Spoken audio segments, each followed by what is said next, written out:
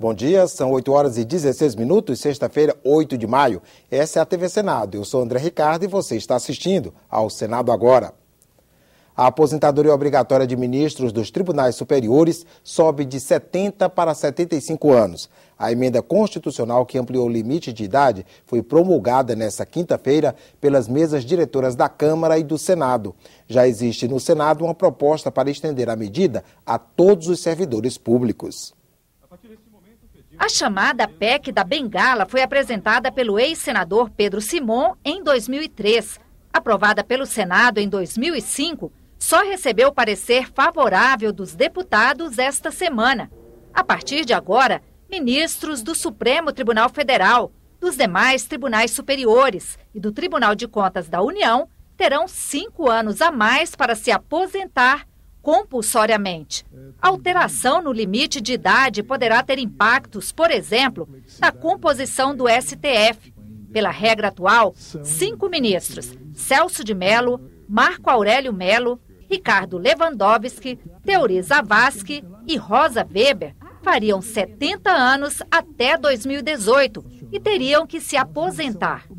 Se eles permanecerem no cargo por mais 5 anos, a última indicação da presidente Dilma para o STF terá sido o ministro Luiz Edson Fachin, que aguarda sabatina no Senado. A emenda foi promulgada em uma sessão solene do Congresso Nacional com a presença de vários ministros de tribunais superiores. Ao completar 70 anos, ninguém, absolutamente ninguém, pode ser considerado incapaz de prosseguir trabalhando na esfera pública, até mesmo na privada, onde a experiência e o acúmulo de conhecimento proporcionam cargos de chefia e remuneração superior. Na Suprema Corte dos Estados Unidos, os magistrados permanecem no cargo pelo tempo em que se acharem em condições. Alguns chegam aos 90 anos. A regra, que por enquanto vale apenas para ministros dos tribunais superiores e do Tribunal de Contas da União, pode ser estendida para todos os servidores públicos. A emenda prevê essa possibilidade desde que o Congresso Nacional aprove uma lei complementar. O senador José Serra já apresentou proposta nesse sentido. Apresentei ontem um projeto de lei complementar estendendo às 3 esferas da administração pública e aos 3 poderes, e poderes próximos, como o caso do Ministério Público e Tribunal de Contas. A Câmara dos Deputados concluiu nesta quinta-feira a votação da MP 665. A medida provisória faz parte do ajuste fiscal do governo e restringe o acesso a direitos trabalhistas como seguro-desemprego e seguro-defeso. Os deputados mantiveram o texto aprovado pela comissão mista que analisou a matéria. Agora, a medida provisória será analisada pelo plenário do Senado. A regulamentação do trabalho doméstico aprovada pelo Senado esta semana vai permitir que a categoria comece a ter, de fato, direitos que estão previstos na Constituição há 2 anos. A emenda 72, promulgada em abril de 2013, estendeu aos empregados domésticos os mesmos direitos de outros trabalhadores, como a jornada de 44 horas semanais, o intervalo para o almoço e a hora extra remunerada em 50% acima do valor da hora normal. Mas garantias como seguro-desemprego e auxílio-creche ainda dependiam de regras. Com o projeto de lei aprovado pelo Senado, as primeiras 40 horas extras devem ser pagas em dinheiro. As demais podem ser compensadas em até 1 ano, com folga ou redução da jornada. A hora noturna será calculada sobre 52 minutos e terá acréscimo de 20% sobre o valor da hora diurna. O pagamento de auxílio-creche dependerá de acordo coletivo entre sindicatos de patrões e empregados. O empregador fica responsável por recolher mensalmente sobre o salário do empregado 8% para o Fundo de Garantia por Tempo de Serviço, que passa a ser obrigatório, 3,2% para uma espécie de fundo, que deve cobrir a multa de 40% sobre o FGTS em caso de demissão sem justa causa, mais 0,8% referente ao seguro contra acidente de trabalho e as contribuições ao INSS, 8% patronal e de 8% a 11% de parte do empregado. Para facilitar a vida do empregador, será criado o Simples Doméstico, que vai reunir todas as contribuições devidas num único boleto. Os Ministérios da Fazenda, da Previdência e do Trabalho têm 120 dias para regulamentar o novo sistema. O prazo começa a contar a partir da publicação da lei.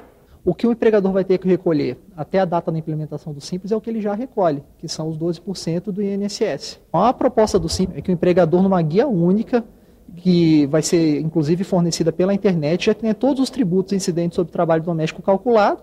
Ele coloca o salário que ele paga ao trabalhador doméstico, o sistema calcula, ele imprime a guia e paga na rede bancária normalmente. A categoria está muito radiante, está muito satisfeita.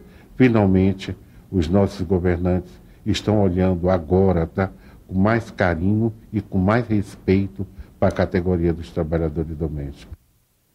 Uma CPI vai investigar os fundos de pensão de estatais. O pedido foi lido em plenário esta semana. O próximo passo é indicar os senadores que devem integrar a comissão parlamentar de inquérito. Representantes da Petros, Funcef e Postales deram suas versões para o déficit bilionário acumulado nos últimos anos. Eles foram ouvidos em audiência pública na Comissão de Direitos Humanos do Senado. A Petros, Previdência dos Funcionários da Petrobras, atribuiu o déficit de 6 bilhões de reais em 2014, entre outras razões, a baixa rentabilidade de investimentos. Caso também da Funcef, dos trabalhadores da Caixa Econômica Federal, onde o prejuízo foi de 5,6 bilhões. No IGPREV, órgão responsável pela aposentadoria de servidores do Tocantins, a situação é considerada crítica. Investimentos sólidos foram transferidos para outros sem liquidez. Já no Postales, Instituto de Seguridade dos Correios, cada associado vai ter que descontar 35% dos seus vencimentos por 15 anos para cobrir o rombo de 5,6 bilhões de reais. Como que você vai administrar todo um compromisso financeiro já elaborado e agora você tem um orçamento a menos na tua conta de 35%, e aí eu te pergunto, como nós vamos administrar isso? O salário do trabalhador do Correio é R$ 1.100. Eles querem cobrar do trabalhador do Correio agora de R$100 a R$400 por esse rombo. Sem contar que isso aqui é uma cobrança para 15 anos. Lamentável ver um trabalhador do Correio, devido a um déficit que eles não têm culpa, passarem a receber menos que um salário mínimo. Nós tivemos omissão da patrocinadora em fiscalizar, nós tivemos omissão dos conselheiros, me desculpa que tem alguns presentes aqui, em fiscalizar, nós tivemos omissão do órgão de fiscalização em fiscalizar, e nós tivemos, também me desculpa, os participantes tinham que ter olhado aquilo com mais cuidado. Tudo que não podia acontecer dentro do Postales aconteceu, e não foi por acidente. A Previ, Previdência dos Funcionários do Banco do Brasil, apresentou números positivos, um superávit de 12 bilhões e meio de reais em 2014, resultado atribuído à gestão compartilhada com associados. É o próprio dono cuidando do patrimônio, então é natural que tenha um interesse, que brigue, que queira os melhores investimentos e os melhores resultados. Os participantes têm opiniões divergentes quanto à criação de uma comissão parlamentar de inquérito para investigar os prejuízos dos fundos de pensão. E os investimentos no exterior, nas dívidas públicas, né?